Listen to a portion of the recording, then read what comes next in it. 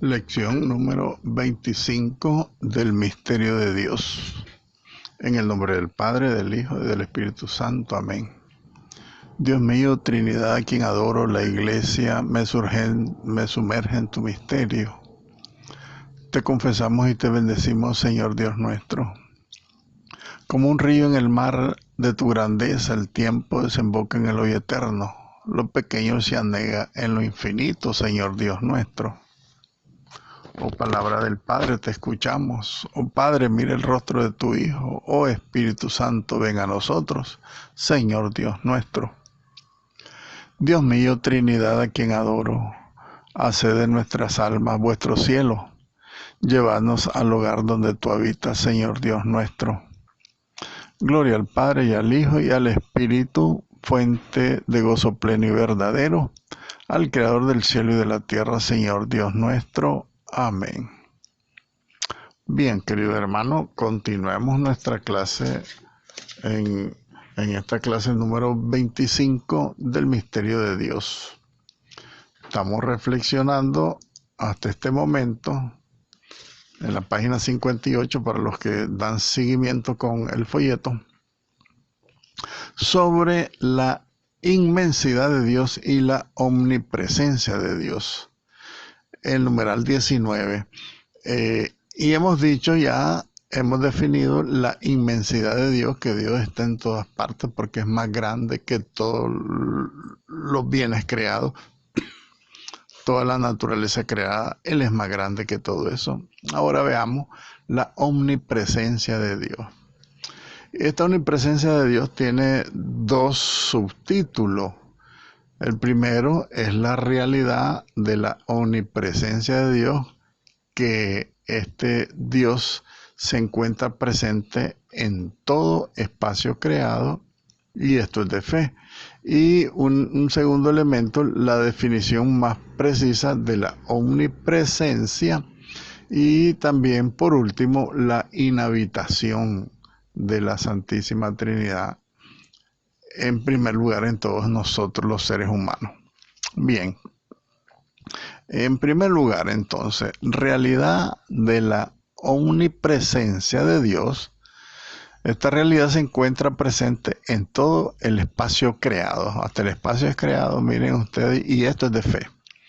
Tenemos obligación de creerlo. Cuando decimos que esto es de fe, es las definiciones de los dogmas de la Iglesia, de la doctrina de la Iglesia, que todos tenemos obligación de creerla. Entonces, digamos pues que la omnipresencia de Dios es objeto del magisterio ordinario y universal de la Iglesia, conteniéndose en el dogma de la inmensidad divina, esta parte de la omnipresencia como la parte en el todo. La Sagrada Escritura habla en forma gráfica de la omnipresencia de Dios. Por ejemplo, en el Salmo 138 dice: ¿dónde podría alejarme de tu espíritu? ¿A dónde huir de tu presencia? Si subiera a los cielos, ahí estás tú. Si bajara a los abismos, ahí estás presente. Si robando las plumas a la aurora quisiera habitar al extremo del mar, también allí me cogería tu mano y me tendría tu diestra. Esto lo dice el Salmo 138, es que es un salmo hermoso. Hay una canción preciosa de este salmo. También el profeta Jeremías en el capítulo 23 dice: no lleno yo los cielos y la tierra, palabra de Yahvé. Los Hechos de los Apóstoles dirán también, San Pablo: Dios no está lejos de nosotros, porque en Él vivimos, nos movemos y existimos. También esta expresión está reflejada en el Deuteronomio capítulo 4 y el libro de la sabiduría en el capítulo 7. Por su parte, el magisterio de los santos padres, por ejemplo, San Clemente Romano, exhorta a que tengamos temor a Dios, ya que Él se encuentra presente en todas partes. Esta es parte de la omnipresencia de Dios. El temor de Dios es fruto entonces de la omnipresencia de Dios. Según la moral cristiana, tenemos que temer a Dios porque Él está presente en todas partes. Y no es que hay que tenerle miedo, no es miedo. La palabra temor es temor a ofenderlo, porque Dios es amor. Entonces el temor no es que hay que tenerle miedo, sino que hay que tener miedo de nosotros mismos a ofenderlo, porque Él ve todo. Y San Clemente Romano toma la misma expresión de San Pablo, que está en los Hechos de los Apóstoles y en la primera carta a los Corintios, que dice: ¿a dónde se podrá huir y a dónde se podrá escapar del que lo envuelve a todo y que envuelve todo el universo? Y también podemos revisar la doctrina de San Teófilo de Antioquía, Minucio Félix, otro padre de la iglesia, San Cipriano, y la primera monografía, ya habíamos hablado de esta monografía de San Agustín, la primera monografía sobre la presencia sustancial de Dios en todo el universo y en cada una de sus partes del universo, y al mismo tiempo sobre su presencia inhabitatoria, que es el último tema que vamos a reflexionar, la inhabitación de Dios. Todo esto pues lo encontramos y se lo debemos a San Agustín, que hizo una reflexión hermosa sobre la omnipresencia de Dios en todo el universo y en cada parte de su obra creada. Ahora bien, especulativamente, hemos dicho que especulativamente, porque es la filosofía de Santo Tomás de Aquino, él demuestra la omnipresencia de Dios por su omnicausalidad. Acuérdense que Dios, en cuanto causa eficiente de la existencia, se halla íntimamente, por eso, presente en todas las cosas mientras estas cosas existen. Y como las cosas creadas por Dios siempre van a existir, porque un eterno creará cosas eternas, Él creará todo lo que Él ha creado, todo lo que Dios ha hecho, lo ha hecho con una subsistencia infinita o casi infinita. ¿Por qué decimos casi infinita? Porque incluso el universo visible, dice la Sagrada Escritura, que va a ser transformado, no va a ser destruido. Entonces, todo lo que Dios crea es eterno. Esa es una cosa maravillosa que nos refleja pues esta reflexión especulativa filosófica de Santo Tomás de Aquino en su Suma Teológica, en la cuestión 18. Y un segundo elemento, entonces, repitamos los elementos de la inmensidad de Dios, de la omnipresencia de Dios, que Dios está presente en todas partes, y segundo, una definición más precisa de la omnipresencia. ¿Qué podemos decir para definir más precisamente la omnipresencia de Dios? Los teólogos desde San Pedro Lombardo, aquí dice Pedro Lombardo, pero es santo, San Pedro Lombardo, de los padres de la iglesia, precisan más el concepto de omnipresencia divina, concretando que es una presencia de poder. Aquí tenemos que comprenderlo bien, porque hay unos elementos que pueden crear duda. Fíjense bien, vamos a repasarlo bien, vamos a esclarecerlo bien, de la mejor manera posible. Entonces, los padres de la iglesia, en el magisterio de la iglesia, precisan pues que este concepto de la omnipresencia divina es una presencia de poder, una presencia de saber y una presencia ideal y de esencia. Presencia esencial o sustancial, ¿verdad?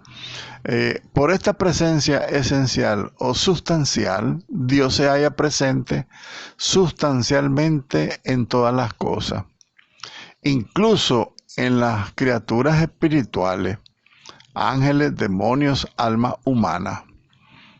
Aquí tenemos que comprender esta definición de los padres de la iglesia. La presencia de Dios es sustancialmente en todas las cosas visibles y las cosas invisibles o espirituales. ¿Qué quiere decir esto de sustancial? Por ejemplo, nosotros tenemos que reflexionar que Dios lo creó todo de la nada. Esta expresión de la nada significa que Él tenía que poner parte de su propia sustancia para poder crear las cosas. Porque Él tiene el poder, pues, de donde no existe nada, crear. Lo que dice el prólogo del Evangelio de San Juan, recuerden ustedes, que por Él se hicieron todas las cosas y sin Él no se hicieron nada de lo que se hizo. No sé si ustedes se acuerdan del prólogo de San Juan. Él está hablando de que el verbo estaba en Dios, el verbo existía en Dios, el verbo era Dios y por Él se hicieron todas las cosas, dice San Juan. Y sin Él no se hizo todo lo que existe. Significa entonces que la existencia, el llamado que Dios hacía a la existencia de toda su obra creadora, el universo entero y los seres humanos, los ángeles, etcétera, todo, por lo tanto, debe de llevar la impronta sustancial de Dios, porque el concepto, fíjense ustedes que no quiero contradecir yo, por supuesto, ni la filosofía ni la teología, pero dice la física que de la nada no se puede suscitar la existencia de las cosas, ¿verdad? Pero Dios tiene poder de hacer existir lo que no existe. ¿Y de dónde lo saca Dios? De su poder. ¿Por qué? ¿Por qué? Porque su presencia es una presencia de poder, una presencia de dinámica, de dinamismo, una presencia de saber, una presencia ideal y de esencia. Esta es la expresión más que se acerca a la reflexión, que es por la esencia. ¿Cuál es la esencia de Dios? Su ser, su sustancia. Entonces Dios está presente sustancialmente porque Él pone lo suyo para crear las cosas. Incluso, dice, las criaturas espirituales, en primer lugar las materiales, pero más en primer lugar lo espiritual, que es lo primero y es lo más grande, ¿verdad? Los ángeles, que es una naturaleza creada por Dios, la naturaleza angélica, la naturaleza humana, que Dios nos ha dado ese alma humana, y dentro de la naturaleza angélica pues están incluidos los demonios, que los demonios forman parte de la sustancia de Dios, ciertamente porque Él los creó, pero Él los creó buenos. El problema es que Dios se arriesgó al crearnos a los seres que tenemos razón, como son los ángeles y nuestra alma, los seres humanos. Nos creó con el riesgo, le decía yo, de darnos la libertad. Y en la libertad está pues el peligro y la opción que nosotros podemos hacer de estar con Dios o estar fuera de Dios, que es lo que le pasó a los demonios. Entonces, en ese sentido, debemos comprender de alguna manera, con la razón natural, pero un poco con la revelación divina, o sea, la revelación sobrenatural, que es el magisterio de la Iglesia también, entender pues que todo lo creado tiene sustancialmente la presencia de Dios, incluso los demonios, como causa inmediata de la existencia de todas estas mismas criaturas, ¿verdad? Materiales y espirituales, estas criaturas espirituales en el caso de los ángeles y de los hombres. Él es causa inmediata. ¿Por qué? ¿Por qué causa inmediata? Porque Él nos creó directamente, pues, ¿verdad? No descendemos de ninguna otra cosa más que de Dios. Por ejemplo, aquí podemos comparar esta reflexión de San Pedro Lombardo con la Suma Teológica de San Agustín en la cuestión 18. También debemos concretar aún que la presencia de Dios es repletiva, es decir, que la sustancia divina llena todo el espacio creado y cada una de sus partes. Esta es otra reflexión que también debemos profundizar y comprender en la medida de nuestra capacidad, que la infinitud de Dios, Dios que es infinito y es inmenso, la inmensidad de Dios, con esta inmensidad Él llena todo el espacio creado. Nosotros vemos el espacio sideral, ¿verdad? Donde están los planetas y las constelaciones y las estrellas. Todo ese espacio que nosotros lo vemos vacío, está lleno, está repleto de la sustancia de Dios. Todo el espacio creado y cada una de sus partes. Pero a causa de la simplicidad de Dios, esa causa absoluta, ¿verdad? La simplicidad absoluta de Dios, no se debe concebir la omnipresencia repletiva como una extensión, como una expansión o una difusión. Una difusión ilimitada de la sustancia divina. No quiere decir esto, pues, que la sustancia divina, acordémonos que Dios, Padre, Hijo y Espíritu Santo son personas, y no se pueden expandir como personas o inflarse como podríamos entender una persona que está soplada con aire y revienta de tan soplada y tan enorme que se pone. Eso no pasa en Dios, tenemos que comprender. Recuerden que estamos analizando a Dios, que es un misterio, y tener la reflexión teórica, filosófica de este Dios inmenso, infinito, pero absolutamente simple, para que lo podamos comprender, ¿verdad? Porque no podemos concebir, pues, esta omnipresencia repletiva que todo lo llena, no podemos entenderla como una extensión, como una expansión, como una difusión de su ser, ¿verdad? De su esencia, de su naturaleza divina, de su sustancia divina.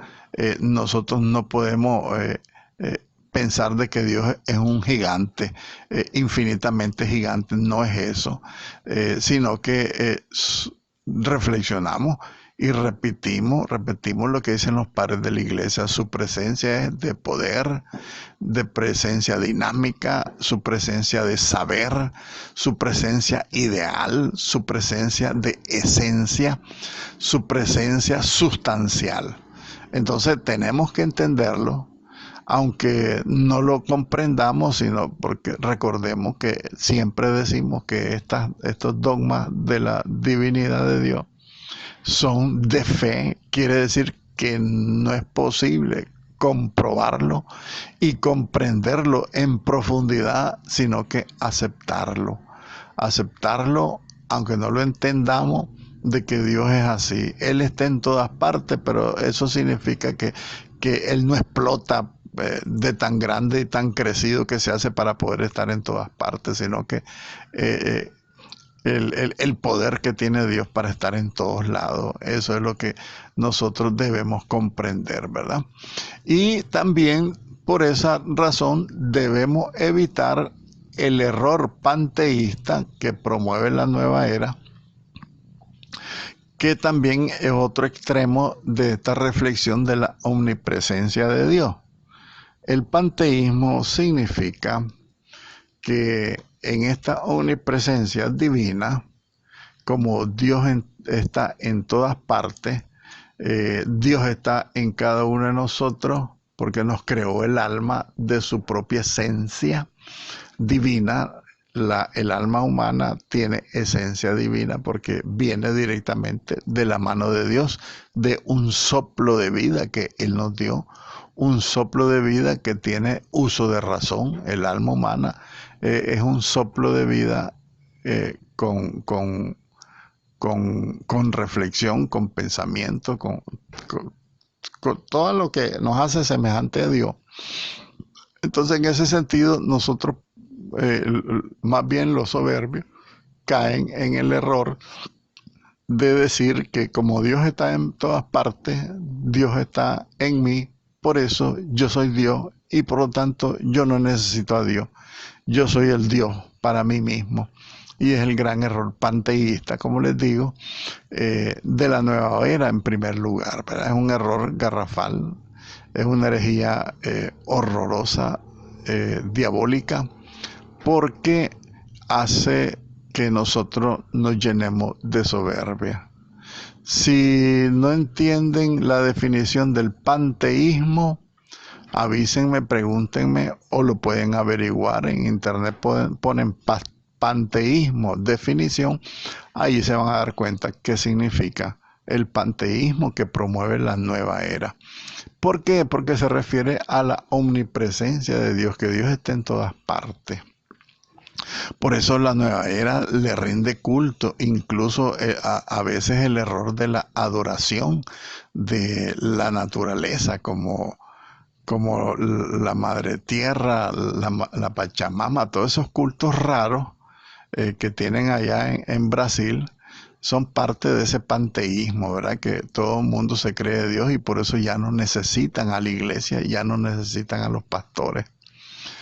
Entonces, junto a esta presencia general y natural de Dios, existe otra presencia, omnipresencia particular y sobrenatural, que es la que le llamamos la inhabitación divina, que es el tercer elemento, pues, de esta reflexión sobre la inmensidad de Dios y la omnipresencia de Dios, es su inhabitación divina. Y esto consiste en que Dios despliega una particular y sobrenatural actividad en su gracia, cuando Él nos da su gracia, ¿verdad? Así sucede, por ejemplo, en las almas de los justos. Dios habita en ella, dice el Evangelio de San Juan, capítulo 14. San Pablo lo refiere en la primera carta a los Corintios, capítulo 3. También esa inhabitación de Dios está en la casa de Dios, dice el Salmo 131. Por eso el culto al Santísimo Sacramento del altar, porque ahí está la inhabitación de Dios en la casa de Dios, dice el Salmo 131. Significa que debemos creer entonces, por lo tanto, la presencia real de Jesucristo en el Santísimo Sacramento. Lo refiere también el Evangelio de San Mateo, que Dios está en el cielo, por supuesto, y está en todas partes. Y es de índole única esta inhabitación de Dios en la humanidad de Cristo. ¿Por qué? Por razón, pues, de la unión hipostática de la divinidad de Dios con la naturaleza humana, ¿verdad? Cuando Jesucristo se encarna. Entonces ahí hay una inhabitación única y exclusiva para Jesucristo, porque Él es Dios, Él es Hijo de Dios, es parte de la divinidad. Lo dice San Pablo a los Colosenses, capítulo 2, y dice que en Él habita, en Cristo habita sustancialmente toda la plenitud de la divinidad. Eso dice San Pablo en la segunda carta a los Colosenses, en la carta a los Colosenses, capítulo 2. Muy bien. Recapitulemos entonces. Viendo los atributos del ser divino, los atributos de Dios, hemos estado analizando hasta aquí. Concluimos con la inhabitación de Dios, la inhabitación divina. Concluimos ahí todos estos atributos del ser de Dios. Ahora vamos a ver los atributos de la vida de Dios. Pues vamos a hablar un poco en un segundo componente de este material último, el tercer folleto, de la síntesis teológica y filosófica de los atributos divinos. Vamos a ver entonces los atributos de la vida divina. Y dentro de los atributos de la vida divina, después de que hagamos una definición de qué cosa es vida y vida en Dios, vamos a ver un poco el conocimiento de Dios y la ciencia de Dios, ¿verdad? El conocimiento divino y la ciencia divina. Lo vamos a ver en 4 apartados. Después, este conocimiento y ciencia divina va a tener otro elemento llamado la voluntad divina, que también va a ser reflexionado en otros 4 apartados, y con eso concluimos la clase. Pero bueno, hablando de esto, estamos hablando de por lo menos unos 4 o 5 clases más. Bien, veamos los atributos entonces de la vida divina, y vamos a hacer una definición de la vida divina. ¿Qué cosa es la vida? Y en Dios, ¿qué cosa es la vida divina? Y esto lo vamos a ver en 2 partes. En primer lugar, vamos a decir que la vida es el ser de una sustancia viviente, es decir, de una sustancia capaz de moverse a sí misma. Eso es la vida. En palabra de Santo Tomás de Aquino, es el ser subsistente. ¿Se acuerdan de esa palabra? El ser subsistente es el ser que tiene vida porque él mismo se la da. Nadie más le da la vida a él. Él es la vida misma. Yo soy el camino, la verdad y la vida, dice Jesucristo, refiriéndose a estos atributos divinos que él tenía por ser Dios también. Bien, entonces, también podemos decir que es una sustancia viviente, una sustancia capaz de moverse a sí misma, también relacionándolo con el motor inmóvil que define también Santo Tomás de Aquino. El motor inmóvil que nadie lo mueve, él se mueve por sí mismo. Esa es la definición de vida en Dios. Un segundo componente del concepto de vida es la operación vital. Esto es el moverse a sí mismo, el actuarse a sí mismo, según lo refiere Santo Tomás en la Suma Teológica, en la cuestión primera sobre el misterio de Dios. Esto significa entonces que es el motor inmóvil, es el Yahvé, el yo soy revelado a Moisés. Es este Dios que es el único que tiene vida por sí mismo, y eso es la vida, pues es la sustancia viviente, es la divinidad que vive y que sobrevive porque él él mismo se da la existencia a sí mismo, no la recibe de nadie. Ahora bien, la forma más perfecta de actividad inmanente son las funciones espirituales de entendimiento y voluntad, que se hallan también en Dios de forma perfectísima. Por lo tanto, Dios posee también la vida como perfección suprema, dice Santo Tomás de Aquino. Esto significa entonces que, así como nosotros podemos decir como San Juan en el capítulo 4, que dice que Dios es amor, nosotros también podemos decir Dios es la vida, ¿verdad? Así tenemos que entenderlo, que es parte de su esencia y de su naturaleza la vida misma. Él es el único que tiene la vida, es el único perfectísimo, es el único infinito, es el único verdadero. Es el único bondad, la bondad suprema. Es el único inmutable, es el único eterno, es el único inmenso. En eso tenemos que entender entonces que la vida también, como todos estos atributos divinos, es parte de la esencia ontológica de la divinidad.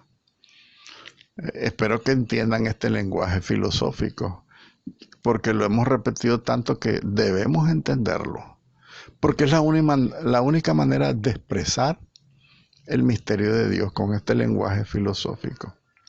Repasemos entonces, porque hay otras palabritas aquí que dije que quiero que le entendamos bien. Entonces, la forma más concreta de actividad inmanente son las funciones espirituales de entendimiento y voluntad que se hallan en Dios de forma perfectísima. Esto significa que la actividad a lo interno, la palabra inmanente, eso significa lo inmanente es lo que no trasciende. Entonces estamos hablando de al interior de la Santísima Trinidad. Entonces esa actividad a lo interno, ad intra, o sea, dentro del seno de la Santísima Trinidad, es la forma más perfecta de vida, porque en ella pues se da la actividad inmanente, o sea, la actividad dentro de el seno de la Santísima Trinidad, porque en esa actividad interna a la Santísima Trinidad se dan también las funciones espirituales del entendimiento y de la voluntad, que son parte también de los atributos divinos. El entendimiento de Dios y la voluntad de Dios. Porque todos estos elementos se hallan en Dios de la manera más perfectísima y absoluta. Entonces, por lo tanto, tenemos que decir que Dios posee también la vida con una perfección suprema. Dios es la vida. Así como dice San Juan, Dios es amor. Dios es misericordia. También tenemos que decir Dios es la vida, reforzando el Yahvé, el yo soy, revelado a Moisés. Yo soy el que soy porque yo soy el único que tiene vida y ustedes tienen la vida porque yo, que soy el que vive, el único que vive, les doy vida. Así de sencillo. Ahora bien, el Concilio Vaticano I llama a Dios Dios vivo. Deus vivus, dice el Denzinger 1782. La Sagrada Escritura también habla con frecuencia del Dios vivo y de la vida de Dios. Y Dios corrobora sus afirmaciones con estas frases. Dice el Señor: tan verdad como que yo vivo, el pueblo de Israel jura, tan verdad como que Yahvé vive, y Jesús se designa a sí mismo como la vida. En el Evangelio de San Juan, capítulo 14, yo soy el camino, la verdad y la vida. San Agustín, por su parte, fundamenta esa perfección de la vida divina en la identidad de la misma vida divina como el ser absoluto que es Dios, ¿verdad? Entonces San Agustín dice que Dios es vida porque la vida es una de las identidades más absolutas de la existencia y de la esencia de Dios mismo.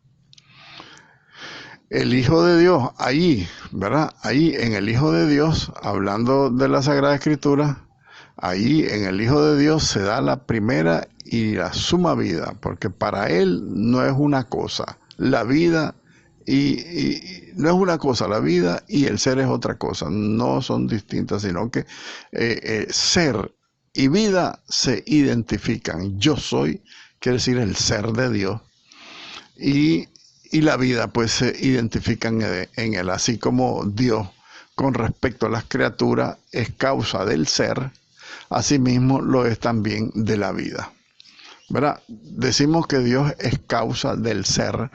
¿Qué quiere decir causa del ser? Quiere decir causa de la existencia. El ser es el existir. Entonces Dios es causa del ser de las criaturas porque Dios le da la vida. Asimismo también es que son palabras sinónimas. Aquí habla de la vida y del ser, pero dice aquí que Dios es con respecto a las criaturas causa del ser y de la vida de las criaturas, dice el Salmo 35. En ti se halla la fuente de la vida, dicen los Hechos de los Apóstoles, capítulo 17. Él mismo da a todos la vida, el aliento y todas las cosas, porque Él es providente. Dios es todo. Por eso está en todas partes. Dios es infinito. Dios es inmenso, es omnipresente, omnisciente, etcétera, etcétera. Tantas cosas que se pueden decir de Dios que al final uno termina, no sé si enredado, pero más lleno de estupor. Para mí, En primer lugar, esta debería ser la consecuencia del estudio del misterio de Dios.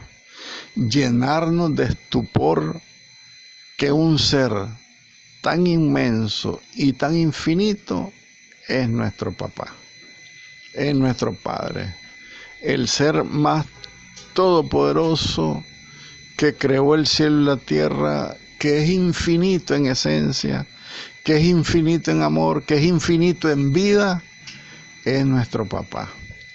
Al final yo les voy a regalar también, como parte de la última clase, una conferencia de un sacerdote, el padre Juan Jaime Escobar, que tiene una charla que introduce, una charla de 2 horas preciosa, pero que le introduce con todo este estudio filosófico del misterio de la grandeza de Dios, para que entendamos que ese Dios todopoderoso, Dios de los ejércitos, el Dios del cielo y de la tierra, es nuestro papá. Es una conclusión preciosa que yo quiero que la tengamos todos nosotros, todos ustedes conmigo, porque yo la vivo. Yo cuando les mando una charla es porque ya lo oí, y el día que se las mando la vuelvo a escuchar. Muy bien. Avancemos un poquito entonces. Hemos dicho entonces un poco lo que es la definición de vida. Ahí llegamos, en la definición de vida.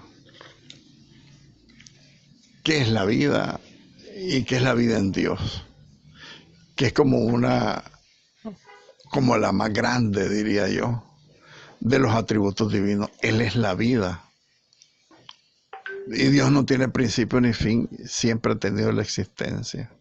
Es un misterio cómo es eso. Yo no termino de entenderlo, pero al final de cuentas, pues es un misterio que tenemos que aceptarlo. Muy bien, una vez que vimos el concepto entonces de vida, veamos entonces, avancemos un poco en el conocimiento y la ciencia divina. El conocimiento y la ciencia divina, que es parte de esta vida divina, de este atributo divino, ¿verdad? Veámoslo. ¿Qué es lo que dice pues el numeral 20? La perfección del conocimiento divino, y después vamos a ver, ¿verdad? Más adelante, lo que es el conocimiento de Dios, que es infinito, el conocimiento divino, que es absolutamente actual, que es otro elemento que hay que reflexionarlo, el conocimiento de Dios, que es subsistente, el conocimiento de Dios, que es exhaustivo, el conocimiento de Dios, que es independiente de todas las criaturas creadas. Mis pensamientos no son tus pensamientos, dice la Sagrada Escritura, porque el pensamiento de Dios es independiente del pensamiento de sus criaturas. Muy bien, la primera definición es: el conocimiento de Dios es infinito, y esto es de fe. Y lo dice el Concilio Vaticano I, que Dios es infinito en inteligencia, dice el Denzinger 1782. Dios es infinito en inteligencia, porque estamos viendo el conocimiento de Dios. El conocimiento de Dios es la inteligencia de Dios. Y la inteligencia de Dios es infinita, dice el Denzinger 1782, que lo refiere del Concilio Vaticano I. Fíjense ustedes que el Concilio Vaticano I está jugando un papel importantísimo en la definición doctrinal de la Iglesia.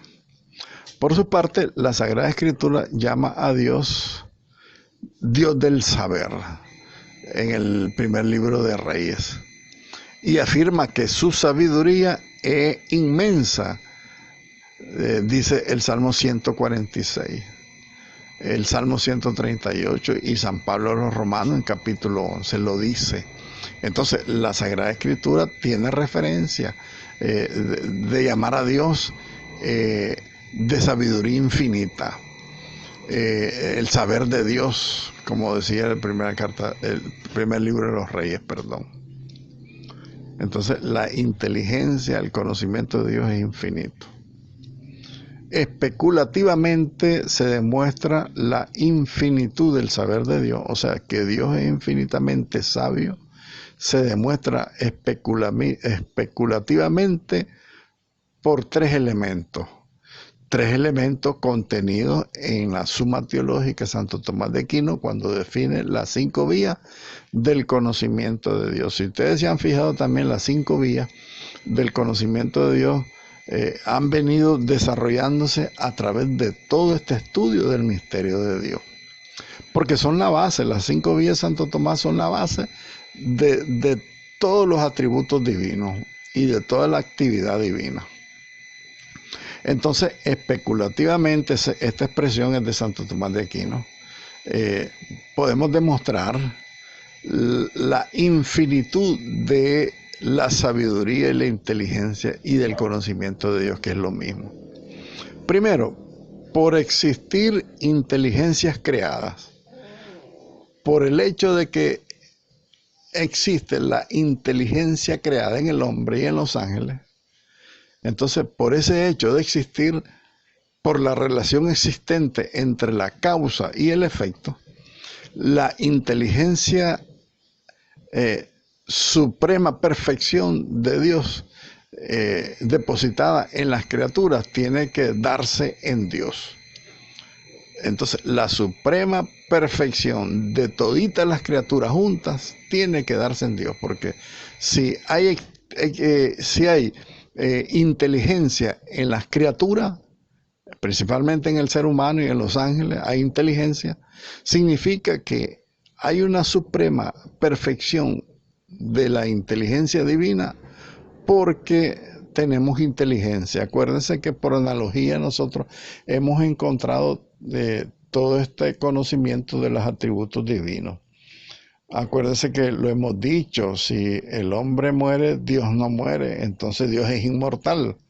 O sea, por esta analogía sacamos conclusión de lo grande que es Dios. Entonces, en el sentido de la inteligencia, decimos que si hay inteligencia en las criaturas, quiere decir que hay un inteligente que tiene de suma perfección esta inteligencia, y ese es Dios. Así de sencillo, así de simple y así de sencillo. Entonces tiene que darse en Dios, por cuanto Dios es causa de todo lo que existe y, por cierto, en medida, de forma infinita, tiene la inteligencia y la sabiduría Dios mismo, por la relación que existe, dice Santo Tomás, por la causa y el efecto. Causa incausada es Dios. Significa que Dios es causa de todo lo que existe.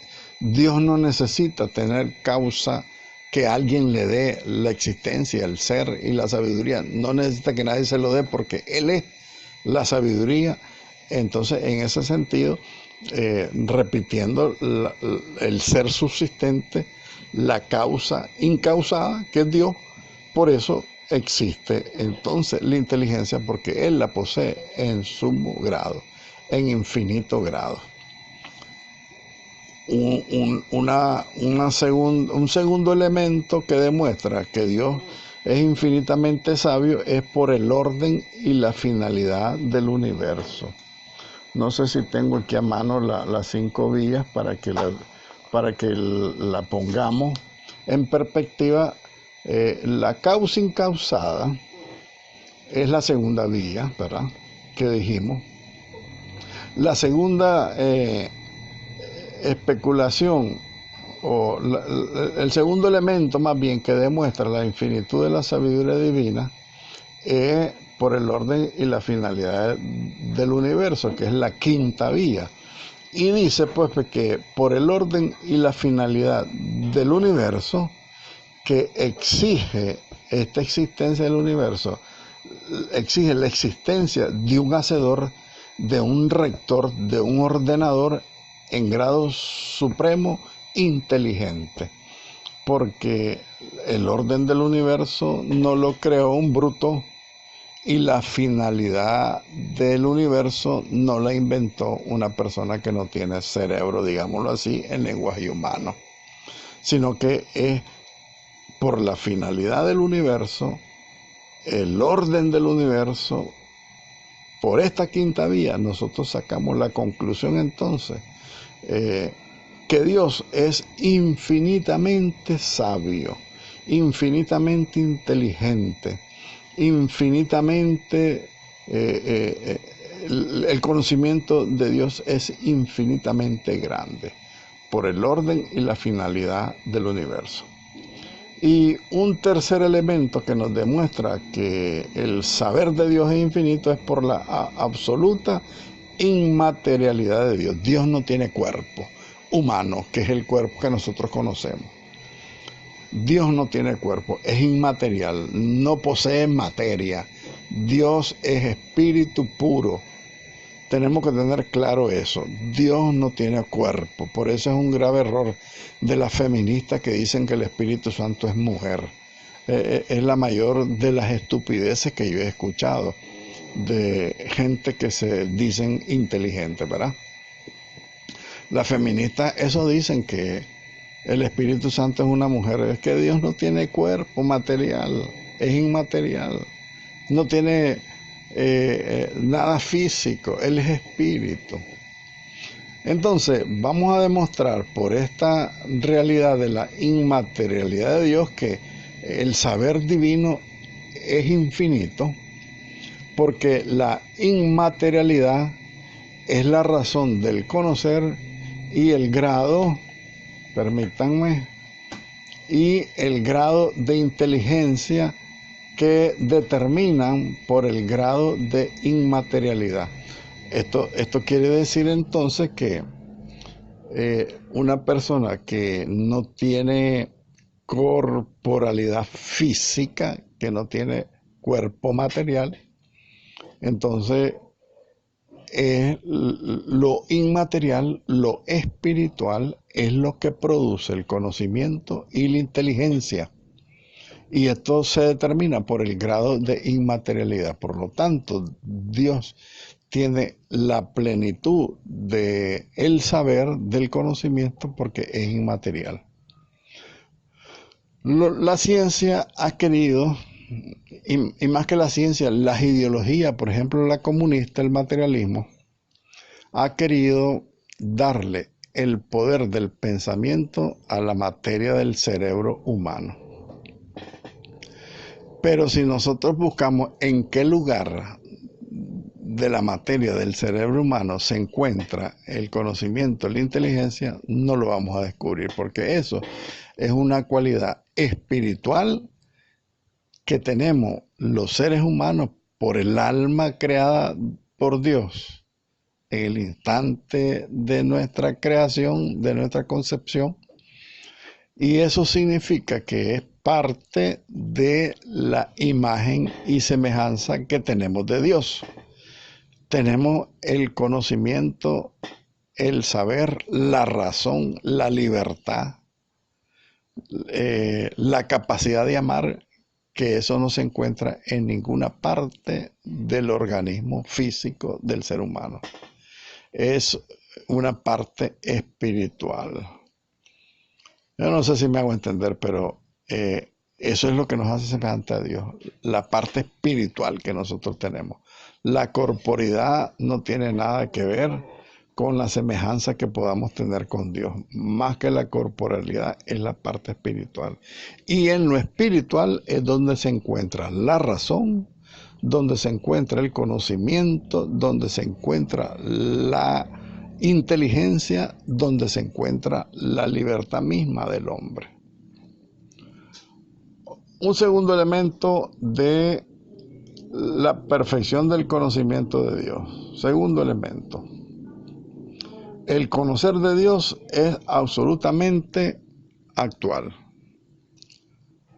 Este segundo lo vamos a continuar en la siguiente clase. Gloria al Padre, al Hijo y al Espíritu Santo, como era en el principio, ahora y siempre, por los siglos de los siglos. Amén.